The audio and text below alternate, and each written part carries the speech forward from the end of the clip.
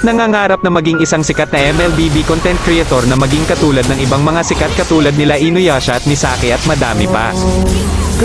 Ikaw isa ka din bang small content creator kagaya ko? Ako kasi noon nung wala pang nagsusuporta sa akin ay nag-upload pa rin ako, nagsimula talaga ako mag-upload sa TikTok. Alam nyo ba kahit 5 views lang ang video ko ay natutuwa pa rin ako kasi may nanonood sa akin.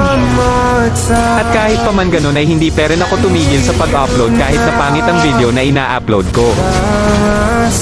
Lagi kong iniisip na kung may pag-asa ba ako na maging katulad ng mga sikat na content creator.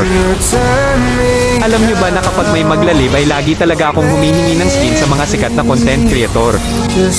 Wala kasi ako skin noon, hahaha, simula nung na-download ko ang injector ay nagagamit ko na ang mga dream skin ko.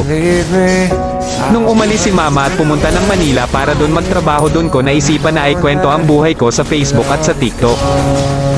Alam nyo ba nung paggising ko hindi ako makapaniwala na dumami followers ko at nanonood sa akin. At kapag may makikita akong video na maliit lang ang views at react ay hina-heart ko at lagi ako ko-comment na ang lakas mo.